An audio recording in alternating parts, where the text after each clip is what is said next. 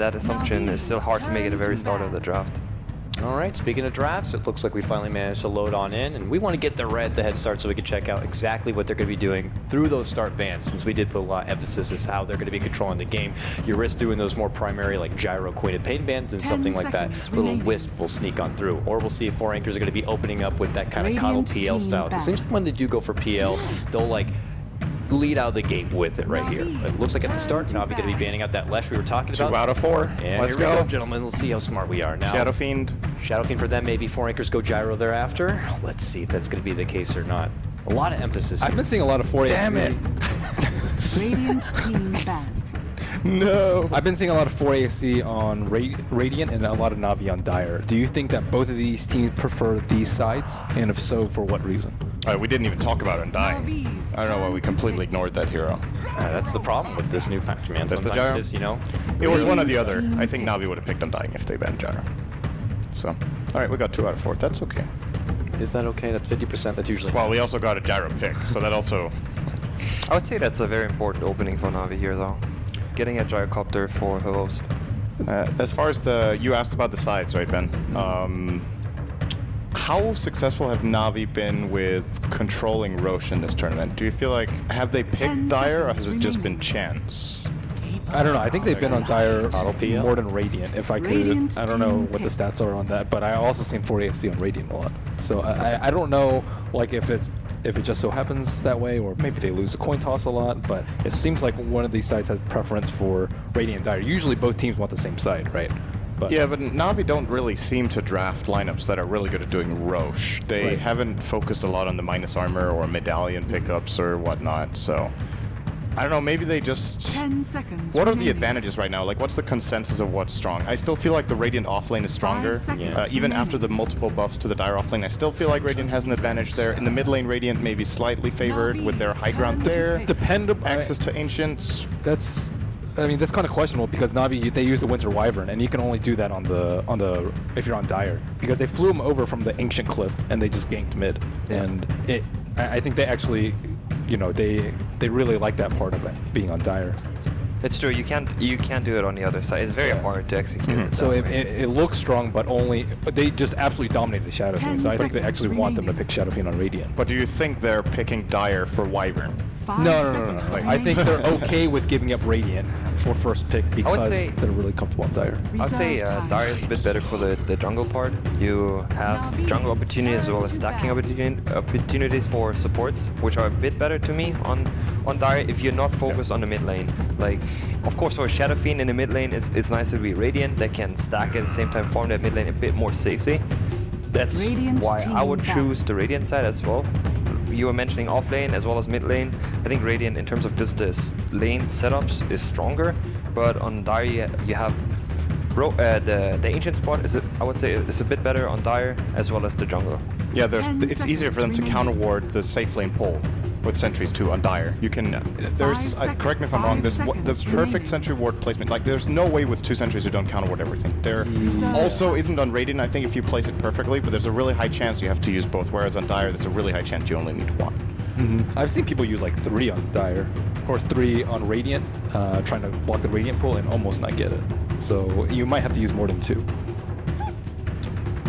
Alright, well, I guess all in all, we prioritize Radiant a bit. At least I would, based on this. That sounds a bit better for me. Yeah. Radiant team 4 anchors have gotta love Radiant. Every time they run this, they roll with this every time on the Radiant side, this Cuddle PL. I mean, are we going to be seeing their usual pickup? Trixie going with the Weaver to the off lane, and I believe outside of that they would pick up something like a Rubik. But I really like what Navi have done. They're not going to kind of stall around a bit. They just go right for the Night Stalker. Obviously a nice little rivalry between him and the Cuddle. When I actually see those 2 heroes, Gyrocopter as well as Night Stalker, you're mentioning the Weaver. To me, Weaver is not that great because of the silence. Yeah, I think that the silence is actually quite good against the Weaver. Other than that, Zeus to me is a very strong pick against the Phantom Lancer, as well as it works very well together with a Night Stalker.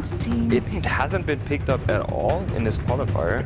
Maybe once, but I still think it's a very strong hero. Oh yeah, Alliance picked it yesterday after they were knocked out, but that was just a you know, that game was barely a game. They were just screwing around. But I think there might have been one serious Zeus pick, because that was not the first pick of Zeus in qualifiers in general, but it could be the first Nero. So. Because it didn't get that many nerfs at all. It just got a vision nerf on the ultimate. 10 seconds Yeah, remaining. I think that was it. Yeah, I remember talking with Envy about it. He just kept talking about how 5 the seconds playstyle remaining. has shifted a lot, and as well as Glimmer Cape. Glimmer Cape. So he's at both of those combined nerf the hero a lot. Yeah, No- Glimmer Cape is kind of a problem. That's true.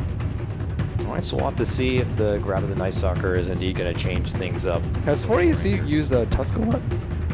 Yeah, I was wondering that too. I don't remember seeing it. This could be some scrim information from pre-qualifiers or something, maybe. I don't know. Navi's turn to I think Shadow Demon is going to be the third pick. More illusions, the better, I suppose, but also good at being able to zone out whatever the potential offlaner could be for the side of Navi. I would say it's also a very good like steal. I think Navi ran that hero quite often, having a Shadow Demon, and it's pretty good against the Phantom Lancer. Yeah. So I think it's good as well as it counters well. Yeah, there are multiple really good points about picking the Shadow 10 Demon. I actually think the synergy with Caudle is pretty good. It makes it very easy to line an Illuminate in the laning phase if you're on tri-lane. It opens up for aggressive tri-lane as well. In addition to that, it's a way of keeping Phantom Lancer safe. If Doppelganger's down, or if he gets silenced by Night Stalker, you can delay for those 2.5 seconds and probably get him out afterwards. And also pretty solid against the Gyrocopter. I don't know if he's going to run for the homing missile build or not, but regardless, then you can also avoid, if you time it perfectly, I think you can actually avoid both impacts of the call down. I think there's 2 seconds between the two. 10 seconds. If you do it very well, you could really shut him down. Now this is a good third pick though. 5 seconds. That's a problem remaining. for 4 anchors. Yeah, Brood Mother. They have no counter. I think they can aggro though with Caudle, PL, Reserve Shadow Demon. time. Yes. Caudle, Shadow Demon was one of the 2 most popular supports in tri-lanes not too long ago. It's a good axe game. I think they're going to grab that now. And they do go for it. Yeah. Trixie does like to play the axe, so yeah, they could try to see if they can match up the axe and Broodmother 101 and indeed go with the aggro. I would say it's very risky though. Going into Night Stalker says he has a lot of stats, he has a slow, and Gyrocopter in a short lane is always good. But what if you just put PL mid? We were talking about that yesterday, Hani, that you think PL matches up very well mid against most heroes. You just land spam the hero and you last hit with a Quelling Blade or just your regular attack damage, which is pretty high, and you just bottle Crow. I was about to mention that. Okay, sorry, I stole your thunder, but what if they do that? I mean, I think it's good, but it's still a tough decision to make. Oh, okay. Radiant It's that kind of team game. banned. I don't think it's that risky for them to aggro though. The reason Shadow Demon, this was also the path when Gyrocopter was really popular, so whenever they go on a hero, they just defensively disrupt, and then the illusions tank the majority of the Rocket Barrage. So Rocket Barrage is actually very useless in that try-on-try, when generally it's a 10 really big seconds. dominant force. 10 I just don't. seconds remaining. I feel like this isn't going to be a try-on-try anymore. I Yeah, think it- Art Style is going to 5 play in the Radiant seconds jungle, and they're going to crush the axe with Brood Enchantress. They're going to force support rotation, and then the question is if 4AS sees whatever Reserve dual lane in time. that case they will have remaining in the top They and can beat just Gyro and S. they can just do Caudle, PL top, and SD and X bottom though. I also don't think that's that bad of an option, or PL mid as you guys talked about. Do you think SD and Axe can manage against the new Enchantress plus Brood? Ench gets 2 or 3 creeps and they just dive the tower. What do you do? Disrupt the X, and then his illusions spin and kill most of the other. You just don't hit X. You go for and kill SD. Oh yeah, you just have Radiant SD just sit team behind and wait for them to go on X. I think it's playable. Okay. I would say Enchantress still has to watch out a lot. If you get a disrupt onto the Enchantress and you follow up with a call, and if you're a bit lucky with the spins, you need like 1-2 spins and Ench is still dead. Yeah, she is very fragile, that's true. What's her base armor? It's pretty low, right? It's like 1 or something. So pretty Axe. It's quite low, as well as strength against very low. It's probably it's the lowest in the game, I think. I think she has 1. You can call her from like half HP. You just have a lot of 5 movement seconds speed on that hero. Yeah. Last pick coming out for 4 anchors were, unless Reserve time. they are going to decide to do PL for whatever reason in the mid lane, this should be their mid lane grab. Anything standing out? Shadow Fiend is still there if they want to fall back for it. But outside of that, anything popping out? Okay, Shadow Fiend. Navi's turn There it to is. pick. Now the good news with picking Shadow Fiend here is that if the Enchantress doesn't run aggressively into the enemy jungle, or for whatever reason they can manage to zone her out. Oh my, maybe they're just taking a little bit of that yellow submarine flavor here into They got their inspired. first matchup. But that is probably the scariest matchup for Shadow Fiend. One hook, even if you're behind, it is a kill, and it's a dandy punch here. When's the last time we've seen Dendi on Pudge? People have been calling out for it for so long. I feel like Pudge in the mid lane is better on Radiant than Dire, though. like the angles that you have and the general vision and the way you ward. I feel like when you're playing Radiant, you have like the way the cliff is shaped, that you go to the right and then you can hook across. That plays a lot easier in Radiant than Dire. Do you know what I mean? Like if you look at the mid lane, like how it's built. Yes.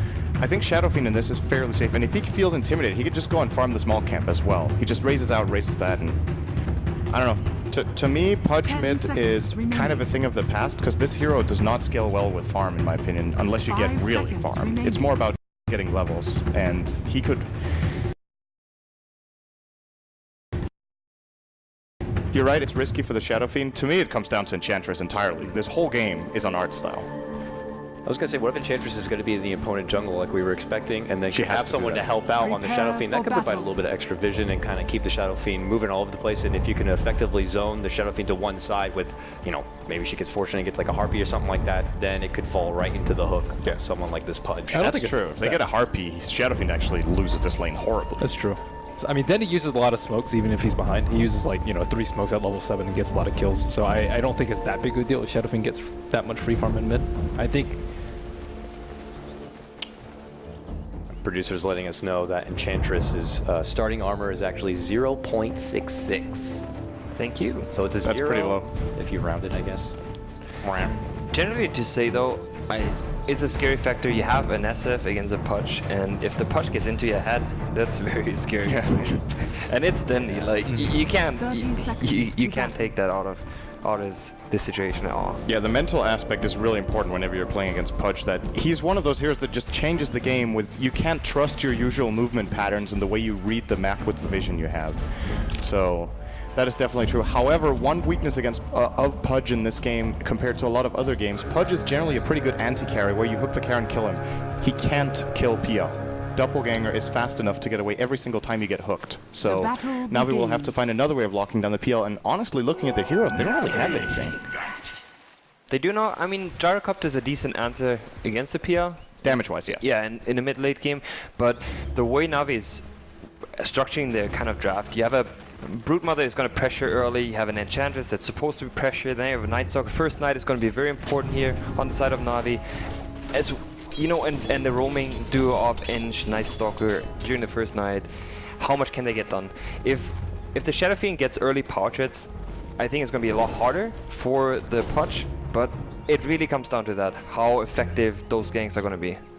Looks like Artstyle was planning on heading into the 4 Anchors territory to try to do a bit of that aggressive jungling that we were expecting, but look who's already there to welcome her. Boogie's already on the scene. So with that, Merlini, Hani, it was a pleasure having you on the panel. We'll be seeing you at probably the conclusion of the series. Actually, it's playoff time if you'd like. We would be happy to have you after each game so we can go through the rest of the draft and we can talk a bit about each game as they do go. So with that said, it'll leave me over with myself, and Cinderin. Pleasure to be by your side once again, my man. Yeah, this is the first time we cast together just as a duo. Our first cast ever was like a week and a half ago at the summit, where we had a little bit of a couch cast with me, you, and I believe Suns fan. That's it correct. was. So yeah, I'm really looking forward to this, man. It's looking to be a really good game, as well as Enchantress Artstyle's already in trouble. They had plenty of time to think about this one. They lay out an early disruption. Look at the damage already come out. They can get one more. How gosh, they don't get Still into dead. the blast, but there it is. There's going to be the attack. Ooh. 4 Anchors going to be leading in with the first blood.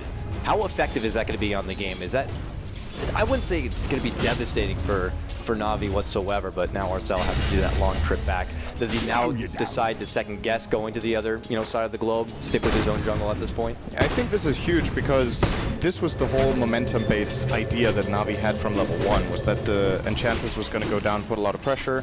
It has now forced Navi to change their plan. They're TPing Night Stalkers at top. Enchantress has to play her own jungle. However, this also means that Brood gets a better matchup. They've swapped around, so Brood is bottom and close to top on the Gyrocopter against Axe. This Axe is going to struggle a lot. And now it's going to be the whole like cat and mouse lane game where you keep swapping around and try to catch the enemy team off guard by getting the advantage on having the better heroes in the right place at the right time. But for now, I would call this a big deal for FoySC. Enchantress is so momentum-based.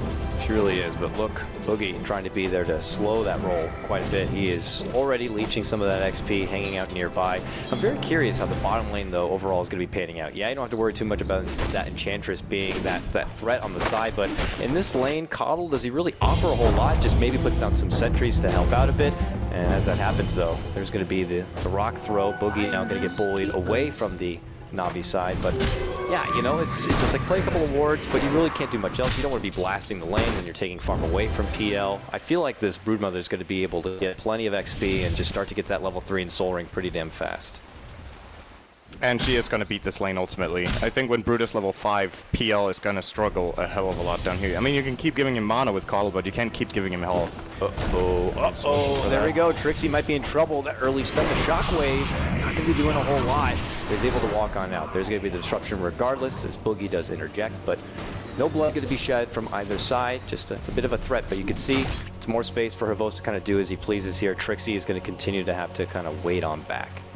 I'm looking to see if Artstyle has any plan with this first smoke. His Mud Golem is going to split in a moment, the first one, and then he has a minute with 2 of those Pearl Boulder abilities on it. It's going to come up right now. So now he actually has 3 boulders, and he's going to smoke, but... Wait, is this just an observer bug? It has to be. Dire's right? bottom tower is under Spoke attack. right on the creeps, but... Oh, well, now his smoke broke anyway. It looked like only his hero was smoked to me. I don't know. That must be just a spectator bug. Yeah, at least from our point of view. Oh, Funnick! What's happening here? Funnick gonna get caught out and taken down with the Spirit Lance. He had been constantly pressured back a bit. That was not what I was expecting to go down in this lane. Oh, interesting stuff. And you see Dire's Dendi bottom actually tower almost is already under level attack. 5, so that hook getting leveled up now. He's gonna have the range to work with. He's gonna put the 3rd point into it here. I don't even know if he's gone for an attempt yet. He has lost quite a bit of mana, so I'm sure he's had a couple of swings, but they seem to have been all misses up to this point. Funnick is going to port back to the bottom lane after, of course, getting killed off, and he's going to be greeted by a Lance and an Illuminate right away down to half health. Oh, but Trixie. Yeah, they get the pull back. They get the catch on the Shadow Fiend here. The Rot's on out, and they're going to get the kill. Trixie was there to help out, but you could say the same for the other side. So Nico is there to welcome him, and right into the nighttime, it's going to be Navi picking up their first kill. Yeah, nice rotation there for the top rune. Of course, Night Stalker with that timing window, catching level 3. He got a haste anyway, so I guess it didn't matter all that much, but... Artstyle making use of the Mud Golem, he's going to finally get level 2. So, see, this is what happens if your first rotation into the enemy jungle does not work and you get counter-jungled afterwards. He is pretty much behind par. So it was very important for them to get that 1 kill and get him a little bit on the board. Dendi being involved got him almost level 6, so now we're going to see what Hani was talking about. The solo kill potential for Shadow being very easy when you hit level 6 and get the Dismember up. And Dendi will be buying boots now as well, so that was a speed advantage. Comes in from the north, lays out the early disruption. They followed up with 1 raise. They get some poison damage there, but it's not going to be enough to nearly bring down Dendi. Here comes Soniko and company using that Knight. They're going to consider charging on forward, but no, just a little too far and away. Hook, it's going to be coming up short. Maybe if it was level 4, it could have been relatively close, but it will be a swing and a miss nonetheless. So, good rotations to mid lane, but you know, Navi have to commit for something where they get nothing out of it. Yeah. How is Trixie doing? So he didn't die in the gank top when Shadow Demon protected him. He's now level 4 minute 5.5, and Brutus level 5.5. So there's a level advantage for Funnick now that the lanes have been shuffled up a little bit. And I still think Trixie will be fine down here, but he needs to be very careful until he has his Tranquils. And Funnick is controlling him very well. Enchantress is of course missing, so I think Trixie concerned about that. Now he is going to be confirming that Enchantress is indeed inside the Radiant jungle at this point, and they're playing it slow and steady, but when you look at lineup like Navi's that are really looking to create chaos in the early game, I feel like they haven't really managed yet. No, certainly not. Pretty much this has become Navi's jungle now, so we'll see. Oh, Shadow Demon might be a little too far out, but lucky enough for him, it's an Invis rune. Could have been a lot of trouble as Dendi was looking to sweep on through as well, but because of it, he's going to get denied that rune. Top lane, a little bit of harassment here. Navi, can they get on the bad end of this Matama man PL? No, he's going to be able to step back here. And with the early power treads, is this the kind of a game, Synderen, where you want to be going rush right for the Diffusal Blade on your PL so you can take advantage of, you know, getting on top of someone like the Pudge so he can't really achieve a whole lot? Or do you kind of step off to make sure you get a bit more durability? We've seen other PLs pick up, you know, maybe a Drums first, maybe a good old reliable Yasha. Anything in particular standing out to you as far as where this PL needs to go in this particular game? I think Manta first is really good in this game. So he can Manta out of the Night Stalker silence. He can just farm more effectively and and split push a lot better, which is something Navi would like to not happen. They have split pushed themselves with the Brood, but their other heroes apart from Gyro really don't deal well with the PL illusions. So if he can get up to that and start farming their jungle and especially push their lane, that would be great. I think if they feel forced to fight, he should get the defusal. But if they can get away with it, like if the game stays in this pace, probably the Manta is fine. As Nico, he went in way too far. He wanted to take a committed dive. They thought they were going to get something after that blast, but unfortunately they're only welcome with the call down from Havost. And with that, he's ended up, well, it's a good grab for them. They push ahead now 3-1. We see that Shadow Fiend's pretty much getting the most out of all three lanes. He'll grab up his power treads here. Yet to see Dendy be able to get something. He's swinging around for it. Will he get the grab? He will. Right behind. Looks like the hitbox a bit big, but now he's going to follow up with the Dismember. Will he be able to finish him off? It's going to be easy peasy. Didn't even need Sonico to really help out in there, but hey, I think he did. Sonico and some XP. Oh, you think? Okay, cool. Hold on. Now to move on in. There's Good silence. Can't get away. Hook not going to be catching here. Blast will be able to hit him on the back end side. Will they finish him off? Battle Hunger will, and they're going to get that kill. Yeah, so if the Night Stalker doesn't port and void there, I think Shadow Demon catches up and actually disrupts Dendy. So they did need him, but unfortunately for them, Sonico once again over-aggressive a little bit. He made the mistake in the top lane before. He's making the mistake in the mid lane this time, as we do get to see the replay here and the stat, by the way, that we didn't talk about. Dendy 26-9 on Pudge, ridiculous win rate. That's actually insane. Yeah. So we're gonna see here. He's gonna dismember an MV. Okay, never mind. All right, production. Action could have been breaking out, so yeah, fault. But I also did notice, you were right, the Shadow Demon was right there almost as the safety net for Shadow Fiend in case something like that happens, but it was a very long pull because that Night Stalker was able to rotate in. They get the finishing blow, but Dendy now smoked up on the prowl. Oh, he's going to run right into Boogie here, but there is a quick disruption. Phoenix right there, but he's going to be able to make it back to safety. Will the hook be there? Oh, not just behind. Dendy not going to be able to catch that one. Very close. Funnick claims the bottom tower while having his hero elsewhere, pretty much next to Dendy here in the jungle. So the Spiderlings, oh man, taking care of that. Funnick will be getting a very, well, not a very fast fight, but a fast fight. Look at it as well, taking tons of damage here. I don't know if they can chase him down though. Yeah, good Centaur blast. 4 Anchor's really doing good work here in the top lane, but yeah, on the other side, Funnick is almost doing as he pleases, as this Broodmother is just kind of claimed this whole jungle. This is my nest now, accept that. And well, with that tower down the bottom, removes that access point from 4 Anchors here, so if Trixie is caught out too far forward, he really is not going to be able to get much help here, and it looks like Dendy looking to come on in. If he gets the vision, he could dismember, but no, he anticipates that he's going to be up to the north, goes for the blind hook, but is not going to be able to get anything there. So Dire's middle tower lucky there for Trixie to me that Dendy didn't happen to go south instead. How many smokes have Navi used? They've used all 3.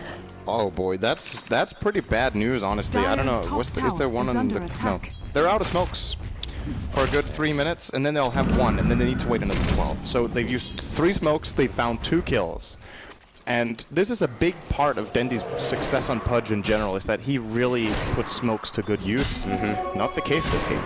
No, definitely not. Funnick creeping on in. They're looking to play very aggressive with the lineup they got here. And now look at this, charging up forward. Dendy runs right in, gets the easy bite, gets the kill. It's actually going to be Funnick who picks up the last hit on that one, and he's going to take this momentum right towards the mid lane, knowing he has the haste. Ooh, that hook, again, coming up just a little bit short.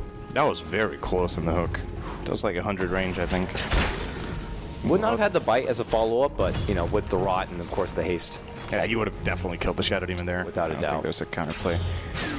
Well, what's happening? You know, I'm hearing a call down. Oh, it's just the jungle, right? Yeah, so he's gonna clear out some stacks here for Wost. What's his item build going to be? He has Phase and Bracer, so looking for a drum. And the Midas now comes out for Funnick. Some early stackage. You see the, Midas now done here.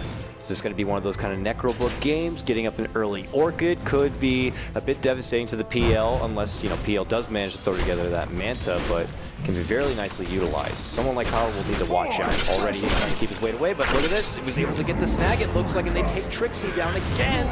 This Axe is being punished over and over again. His jungle had been taken away. He had to rotate lanes. This seems to be quite the struggle for Trixie. Yeah, they're really shutting down that jungle nicely. The question is if 4ASC should be trying to contest it and get it back, or if Trixie should just play in the enemy jungle.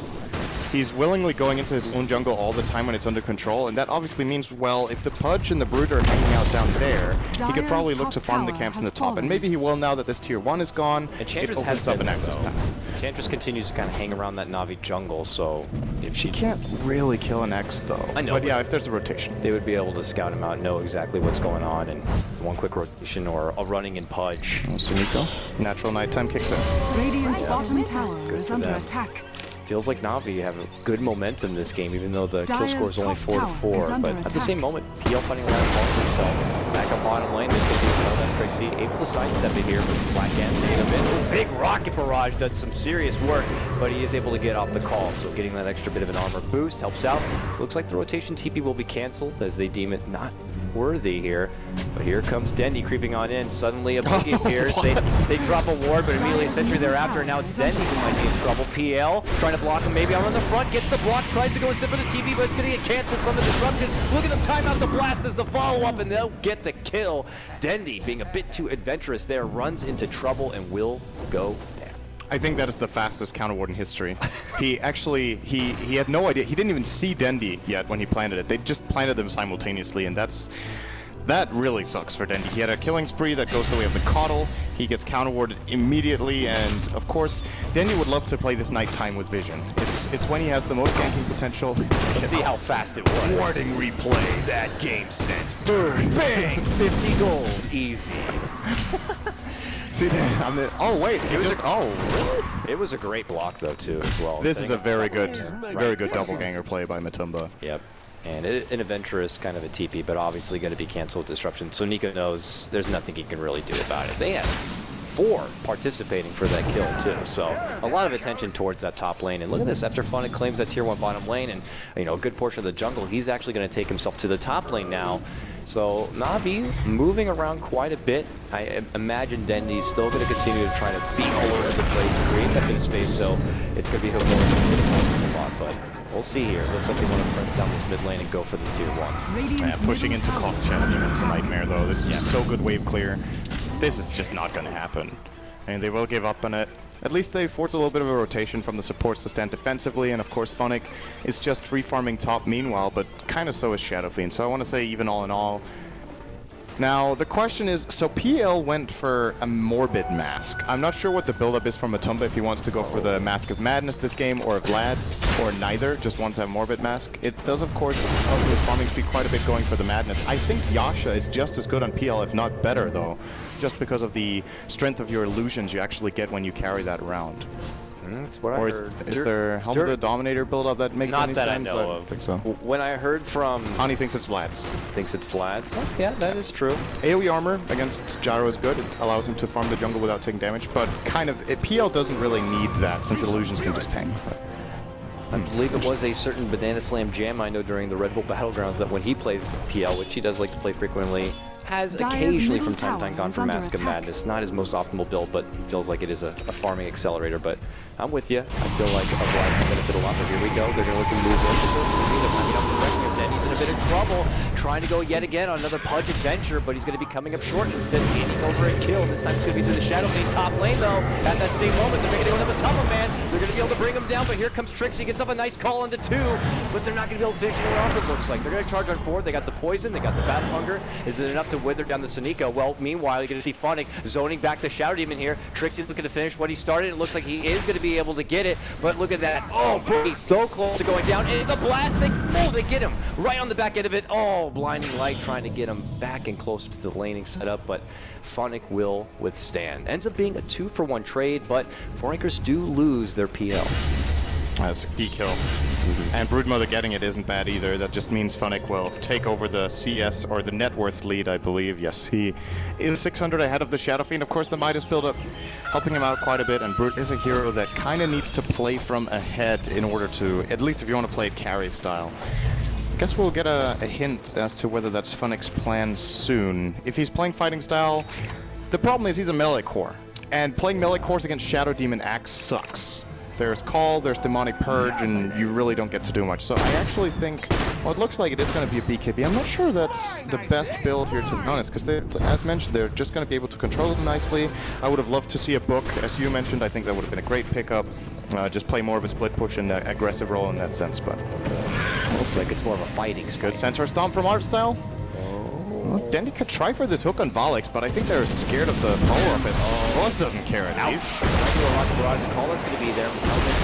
Oh, the snag is going to be catching onto Trixie, a big meaty target, but because of the isolation, they do quickly bring him down. Now it's Navi charging on forward, looking here if they can give him a Tumma Man. They're dropping down the sentries to see if they can finish him off. He gets a good distance, Doppelganger, to step away from the harassment, and it looks like they're going to get close enough to the tower that Navi are going to second get it forward. Committing, but what a beautiful hook from the north side. They're going to get the grab, and then he's in big trouble here, and he is going to end up going down. Good snag from Funnick, catching him out with that nuke. Ends up being a two-man drop. Navi lose no one for this. And this is exactly what they needed. Seemed a bit wishy-washy for Navi up to that point. We saw 2-3 different times where Dending was trying to kind of dive on forward, looking for his own bit of a pick, and ended up getting taken down himself. But this time, it turns out very well. Radiant's bottom tower is under attack. Yeah, this is the opening, so we see the call down here from Ross, not really catching that much. This hook is what's important. Trixie walking in and taking that.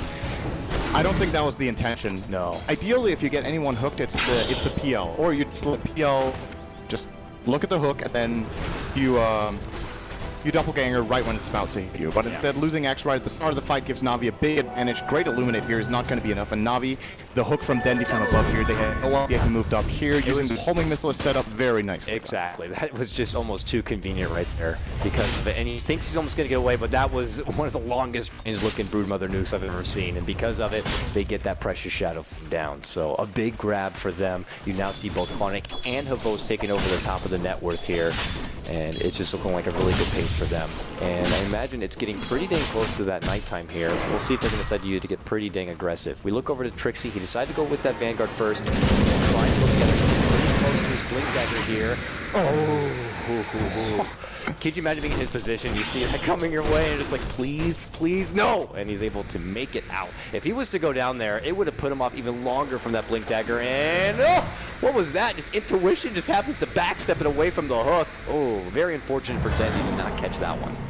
And that was a smoke. So that's Navi's last smoke for the next 6 minutes.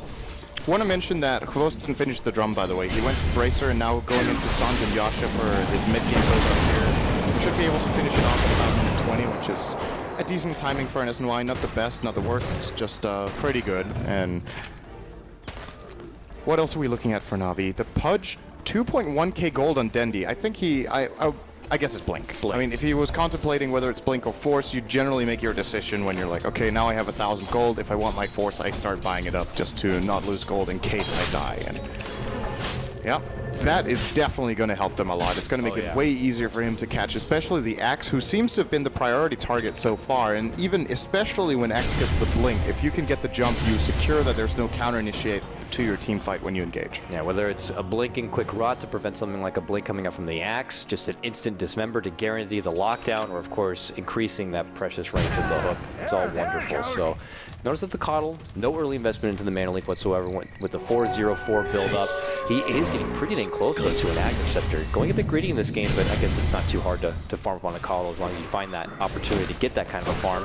But really, how effective is the Coddle Agnum's going to be in this game with that darkness coming out from the Night Stalker? Night Stalker nowhere near his Agnums. I don't even think he's gotten one component towards it yet. No, he went for the Midas, so Soniko is looking to get an impact in the mid-late game. I think it's the right choice as well. With how the early game went, he needs a way to become relevant later on.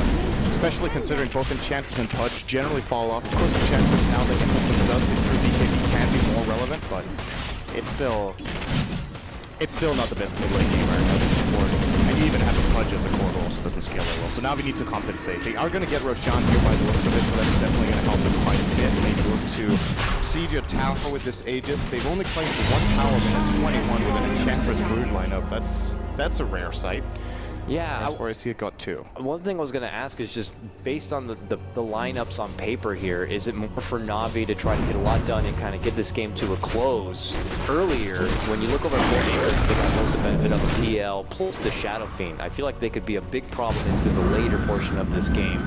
So just based on the aggression that's been coming up from Na'Vi, is it that kind of pressure because they don't want to risk taking this game too long? They have yet to kind of take as many objectives as you would suspect, like you were saying. I don't know, actually. I feel like if we just flat out play for late game with these Midases, they're probably just going to get overpowered in the late game. Axe is such a good late gamer, like you said, both Shadowfiend and PL. Sure, they're behind the Brood and Gyro on farm, but I feel like just Brood, even if Brood is ahead by, let's say most heroes are 20k net worth in the game and Brood is 25, it still doesn't seem to have the same impact as other cores. So game plan-wise, I think 4AC are happy with how it's going now, and let's not forget the wild card, Keeper of the Light. Late game, Blinding Light is an absolute godlike ability with very low cooldown, and of course the miss chance is absolutely huge.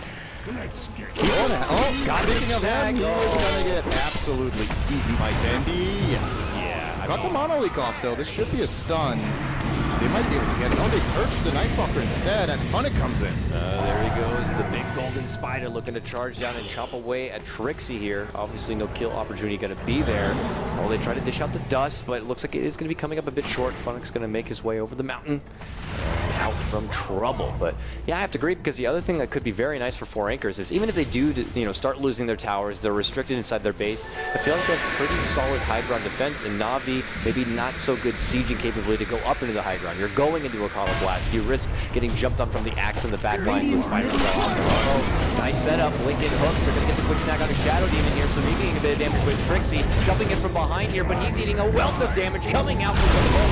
He's going to go down. Time Requiem, though, on the return. Can they follow it up? Big blast from Coddle. They're going to get Hobos down, but that's just his ages.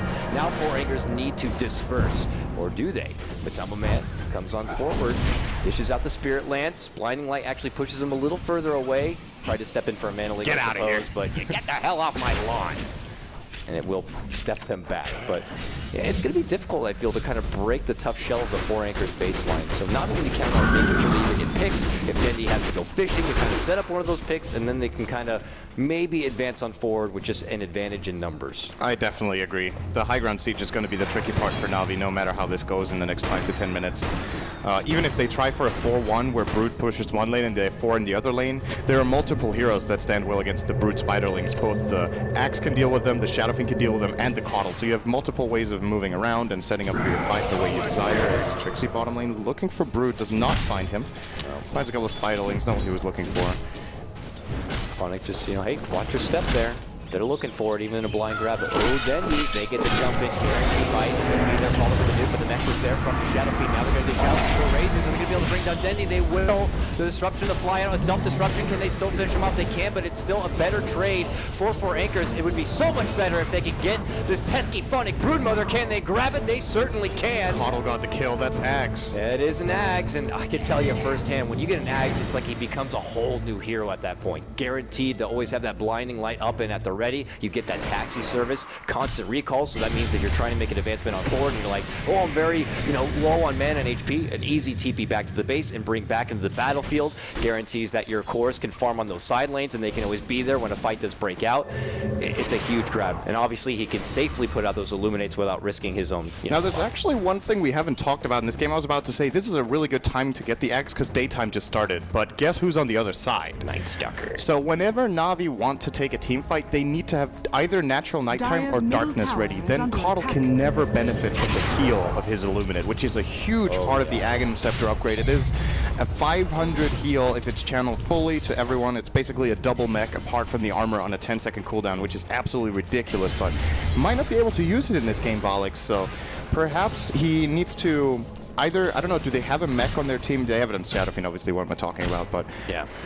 What do you do as Keeper of the Light here? You can't rely on the heal. You're probably going to focus a lot more on, you obviously use the Illuminate probably just aggressively in that case. Instead of focusing on the split heal and damage, you just think of it as a damage ability still, and then a lot more emphasis on casting Blinding Light properly. And It's going to be, when it comes up to level 3, his ultimate, that's going to be a 12-second cooldown blinding light. You can cut 4 additional seconds off that with chakra. Yeah. And then you can almost overlap the blinds. It lasts 6 seconds on an 8-second cooldown in that case. It's an absolutely incredible team fight ability. It really is, and it's something I feel a lot of teams can't underestimate is how effective that blinding light can be. And you're right. Darkness is going to take away his capability to dish out that ridiculous amount of heal And the map control as well. and the map control, that huge, unobstructed vision he gets, which is so effective when you're working, like, let's say, around the Roche pit and you're trying to get that upper hand advantage. Luckily, though, it doesn't, just remove his spirit form. He still has access to that blinding light, to that kind of recall capability. So you still get a lot out of it, but yeah, certainly as the game goes on, he is not going to be able to get the full benefit of that Agnum. So we'll have to see where he decides to build on top of that from here on out. Funnick will be buying a Maelstrom. I have this feeling that he does really not want to buy this item, but they need a solution to PL in addition to Gyro. We're going to reach a position in this game where if Gyro gets jumped on in a team fight, Na'Vi actually have a 0% chance of winning the team fight if they don't have anything else against him. But Funnick might live here. He's getting locked in place, Just kidding. though. Yeah. Oh, got a heal up. Okay. That took a lot more sweat than anticipated. But yeah, good snag there from Denny. Gets the pullback on the Trixie. They're going to be able to finish him off. But now that everything has been expended for that Funnick kill, it's going to be Na'Vi who press on forward and take advantage of what 4Acres don't have for the second winded fight. And because of it, they're going to get the snag. And that means it's a 2-for-1 trade. They do lose their Brood, but they get Trixie down in exchange with an additional little support. Good grab. Well, Matumba is split pushing top, and we're of course going to start seeing 4ASC making more use of recall and just trying to move this PL around the map and be super annoying. He's keeping the bottom Molten tower Mask as just is a under reliable attack. bit of leech, and now he's stepping forward for the ulti orb. So Scotty, I imagine, is going to be the stats. needy build-up. I think Manta is still worth it, honestly. Still think that's the best choice. I've seen other PLs go for just Diffusal into Scotty. It just, there's too much merit for me in Mantis down this year, and I generally find myself disagreeing with players that don't get it at all in PL or don't get it as like the first or second core. I mean, it is just absolutely incredible with his kit. So maybe he just needs the extra bit of life and holds the reliable ulti orb instead of just stepping up first for the Yasha instead. I think so. Okay, fair enough, fair enough. But we'll see soon, yeah. Yeah, the Manta, as you were talking about before, does benefit a lot in this kind of game when you got that Night Stalker Silence coming out. And all the slows they already dished on that kind of a team. Could help mitigate the rocket barrage damage. There's a lot of little things there, so... Yeah, the alternative way of looking at it is, well, what's my biggest opponent? Gyro. How do I counter Gyro? I get armor and health. And then Scotty is a better choice than the Manta, which is good for split pushing, as we talked about, and for disjoining, but doesn't really give you much bang for your buck as far as tankiness goes, so... If he's strictly looking to counter Gyro, I think Scotty's the best item. But there are other enemies in the game than just him. Is there?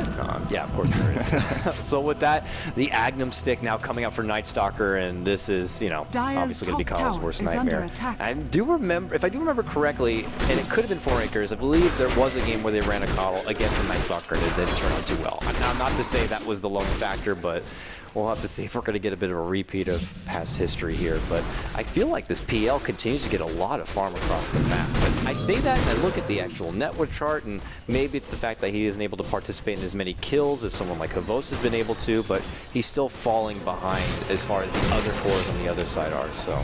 Yeah, Na'Vi just seem to be getting more gold per minute. There's got to be an MKB coming out on Quost right now. They're 10,000 experience ahead as well, and I want to say a really big part of it is just even though they're not there, just the threat is really giving them an advantage. Just the map control they have innately from having Brood and Pudge makes it very difficult for the Radiant side to move out on the map and claim the farm they want. And speaking of map control, they're looking to get a free Roshan as well. Looks like 4AC have no interest in even trying to go look there right now. Or maybe they do. Trixie? No, that's not the path he's taking. They're recalling the PL, I think. No, who did they recall? Looks like No? Yeah, Shadow. Brought in, but immediately jumped back. They're going to still get that Aegis nonetheless. The gem now going to be picked up from the Night Stalker, so he's going to be more with that. Oh, nice body block here from Artstyle with the creep. Does feel the blinding light to kind of get the hell out of the way so he can walk on out. Na'Vi looking to sweep on through here, but they need this. They're going to be. They need this kind of huge economy boost on their side, especially if they have to break through that high ground defense that we were already talking about before. But still, even a tier 1 mid lane for them to take. So clearly, still even more gold out there for them to kind of snag Radiant's middle tower is under Quost will be Radiant's claiming it. middle tower has He's going to fallen. put Glyph off cooldown again, so pushing the tier 2 should become pretty difficult. Keeper of the Light with, of course, the Illuminate and Shadow Poison. And you need to remember, while all this is happening, Matumba is farming. So the reason Na'Vi have been gaining is that they've just been split pushing and split farming as well as getting middle objectives. tower is under Now attack. they're starting to commit their heroes into one spot. And that's where economy Radiant's becomes structures crucial. are fortified. Gonna see the Glyph used, Illuminate, flipping, but not hitting all of the creeps.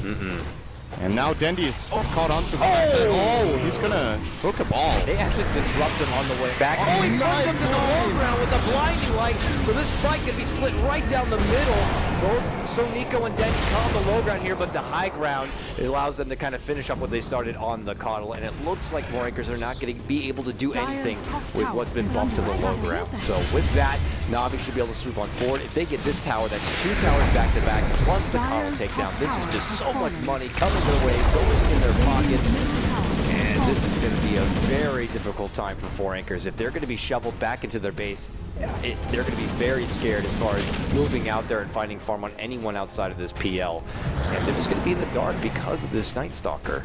Yeah, Na'Vi don't look to go back here. They have darkness when daytime kicks in about 5 or 6 seconds here. So Nicole just using that blink in from Trixie and a call. Close has the Aegis, however. Seeing a lot of damage from the tower and everything. It's the darkness. And they might just pull back here. They got the tower they came for. They got a bonus kill. They did also lose their top tier 2, however, to PL split push. Was claimed by the Radiant. That was a quick disruption reaction Somebody right has there. the mantle. Yeah, if he would have timed it a little bit better, the hook wouldn't even happen, but Unfortunately, it did because of it. it's difficult. Yeah. Enchantress and your gyrocopter easily get a hold of this little Coddle, and they can't do anything about Denny and Soniko on the low ground. So they're able to kind of get the kill, follow it up, get the tier 2, try to poke a bit into the base of 4 Anchors here. So it looks like it's going to be a rough time for 4 Anchors here unless they can get this PL. I mean, how much pressure do you feel like this PL, it's like the weight on his back to try to pull this one on forward? You still also, of course, have the Shadow Fiend, but not very much as far as the damage goes. I mean, he went with the Blink, the Mech, the BKB, very defensive kind of build up with a little bit of mobility, but the right click, he's only, hoping for just the Necromastery. How much weight is on PL's shoulders? Quite a lot right now, to be honest. He did go for the Manta build into Diffusal too, so he's definitely, as far as fighting potential goes, if the Flak Cannon is down, he can deal. So we'll definitely be able to, I still feel like the gold is a little bit deceptive when it comes to an actual team fight where even the 10k deficit and 12k deficit on XP all comes down to whether Hvost gets to play his hero well in the fight, gets to get maximum impact out of the Flak Cannon. And as you mentioned, Shadow Fiend not really the farmiest or the most dangerous of build, rather, for Na'Vi to deal with as far as damage goes, but that is definitely where he's headed next. I think we're going to see probably a Daedalus out of Nemphi or maybe a Butterfly, although there's already that MKB out on Gyro, so probably, yeah, I don't know if Butterfly is worth it this game. MKB is such a good item against the Radiant lineup. 2 natural Butterfly carriers and Shadow Fiend and PL, and of course the Blinding Light. Yep. And Gyro doesn't care. PL going to get spotted. 2 armies against each other. One of them's just waiting. It does feel like coming into this draft, Na'Vi were Dire's middle prepared. They tower is expected under if attack. something like 4 Anchors were going to go for something they'd gone for multiple times in the opening of a Coddle PL. It wasn't that much hesitation to follow up with the Night Stalker, and they just anticipated what was to come. And grabbing and itemizing appropriately, like you already talked about, getting something like your MKB renders a lot of the potential for 4 Anchors, I don't want to say useless, but it's going to seem like their options become a lot more limited. Funnick did finish out that Mjolnir build up here under Broodmother. Radiant's top Don't see that a whole tower lot is under often, but attack. will help obviously with his own bit of pushing capability. This is just going to be very, very interesting. I've not even taken this top tier 1 yet. They're going to be able to grab it, and looks like we'll just continue to kind of take more map dominance while they can. Radiant's top tower has fallen. And it looks like Dendy, he got the Yules, by the way, and Dire's obviously for bottom people who didn't tower already is know, under they can set up with the Yules. Still means you can hook them out while they're in Yules. One of the very few abilities that interacts with it. Funnick is going to try to man-fight Matumba. He's going to regret it very quickly. Well, not quick enough, though. Radiant's structures PL is are damn fortified. deceptive in that way. All right, that was not the play for Funnick. Now, Na'Vi might actually be a little bit hesitant top because, well, what if they just recall the PL up there and try to take the fight? I think they could have gone away with this Dire's tower. bottom Just look at tower how is under scared for a attack. CR, but No one's going to Radiant's get top anything apart from the tower is PL under getting a attack. pretty big kill. That's actually worth a lot of gold when they're behind like this, and that going onto the PL is definitely a problem for Dire's Navi. bottom tower is How much under does it say? attack. 900 kill gold for that. Does Funnick have a streak, or is that just... I think that what it shows in chat is the actual gain, right? So he gained 900 and Funnick lost. Let's just see how fast 500. the spider went down. Tried to man fight here, even with Mjolnir on himself. Doesn't. I mean, yeah, it will trigger a lot with all these illusions swarming it, but clearly not enough. It was just so much going on. You couldn't even see Funnick amongst the mist of death right there. And I don't think he's going to look to make that kind of mistake twice. You got to make sure you are well prepared. I think we're talking about it before with the Manta and with the Diffusal, he can dish out a big punch. Those are just illusions right there, and they get a good quarter of the life off of even the Ghost Gyrocopter. Gonna recall the PL. Homing missile still gonna follow him, so Forrest will gain a little more intel here. We're gonna see Boogie, I think, as he is gonna disjoint that with Doppelganger. Good snag. Now, what about the effectiveness of Dendi as the game does go later? Does it get to a point where he's pretty much just the one to try to get the fight set up? If he's able to get that one quick pick, his lockdown factor is respectable, but if he's in the middle of a fight trying to dish out, you know, his dismember or locking someone down, if it's not the PL, then he risks putting himself out there to the point where he will be badly beaten. Or is it more of when they're able to get to the base of 4 anchors, you just look for him to try to be the fisherman? Yeah, I think so. He's going to be the fisherman, and he's going to be an aura carrier. After this BKB, it looks like he's building just so he has some sort of sustainability in the fights against the PL, Shadow Fiend, and of course, all of the magical damage really that comes out of 4ESC. I'm imagining something like a Vlad's AC build could be great on the Pudge. Going late game, I like to talk about it. Radiant's Having bottom AoE tower armor is is under really attack. almost an integral part of every single late game lineup that you can get into. Then he seems like a natural Radiant's carrier. Because bottom what else tower would you get has on the Pudge? You fallen. can get an Axe, and it's great if you get to dismember a key target, but against PL, it's not really realistic. It could be nice against Axe, to be fair. If he manages to fish out the Axe and eat him, that's huge. That is kind of situational, but could work. Or maybe something like a Hex, just so he's utility for his team as well. Wow. What about even adding more into the aura part of that aspect? Shivas, if he's able to get that maybe could be good AC, too. let's say. Shivas could be good as well. It would not Definitely. be too bad. Great against PL. Yeah. AoE slow from the just the passive part slowing attack speed. Yeah, it works good. PL and even Shadow Fiend there. So with that, Shadow Fiend, he's starting to inch towards that damage department. Gets that Yasha as we see, but gonna need a whole lot more on top of that. Force Staff on Coddle. Way of dealing with the hook. Good for And- burning more mana, let's say. Get on Yep. that mana leak. You Blinding Light and Force Staff, and they probably lost a huge chunk of that precious blue bar. And a CL. Satanic. Yeah, now he's definitely sustainable in these fights. Gives a lot of health and, of course, the ability to trigger that. What is it called? Is it Unholy Rage? Yeah, absolutely. I don't think I ever heard anyone call it by that. The Unholy Rage was used! It's a nice name. It sounds pretty badass. This is the third Rosh in a row for Navi. We talked about pregame. Do they like Dire for Roshan? They seem to not pick lineups that are very good at taking Roshan. This one isn't particularly great either. Untouchable is great for tanking him, but damage-wise not amazing. Still pretty good. And well, they have got the map control the whole game, so we'll be grabbing it again. The cheese this time going on to Brood? Yeah, and Aegis on Gyro. Pudge is a good cheese carrier, though. I wouldn't mind seeing Dendi getting it over Funnick, since he can really benefit a lot from the heal. Is it in the aspect that he can kind of jump it, throwing himself out there, get off a big fight? He'll only get a bit of damage, but he's able to step away. He can just kind of eat the cheese and re-engage. He just has a very high health pool, so he can get the full effect out of the 2500 healing, but Funnick actually has a lot of health too. He has more than I thought he did, 1900 sitting on the Brood Mother, so he's a good choice as well. It's solid. It's time for Navi to go for the push. We'll see. We were almost got already the talking tower. about- Yeah. Is the high ground defense strong enough here with the Shadow Demon continuing dishing out maybe the poison, the Illuminates as we already saw, flying on out? We'll see if Navi are going to be able to kind of crack the 4 Anchors code here and make their way into the base. It's going to be No pipe on Navi. Very good item against the Call when it comes to sieging. Maybe Dendi should have considered that over duels, actually. And there's the darkness, right, as daytime does come out, and because of that they'll get that unobstructed vision. They will be able to easily get the intel seeing over the base wall what 4 Anchors are exactly doing, but they're corralled like sheep at this point, and it's not going to be easy for them to come out. We'll have to see if Navi do overextend. Could be one stepping stone for 4 Anchors to try to run themselves right back into this game. There we go. There's the jump. They're going to be able to get the tier 3. Gets the call and forced back so he can try to draw Havos deeper inside the base if possible. He gets mana leak, so as he does run out, he loses all that precious mana and he's going to get finished off. So the Aegis is going to be down. Now the Yules. Oh! They catch Trixie, maybe even bodyguarding that hook right there. He is going to get caught with Dismember. The disruption does come out. Big Requiem to fly, but Almost taking so much damage! Oh, he is very low, but he is on the retreat to step away.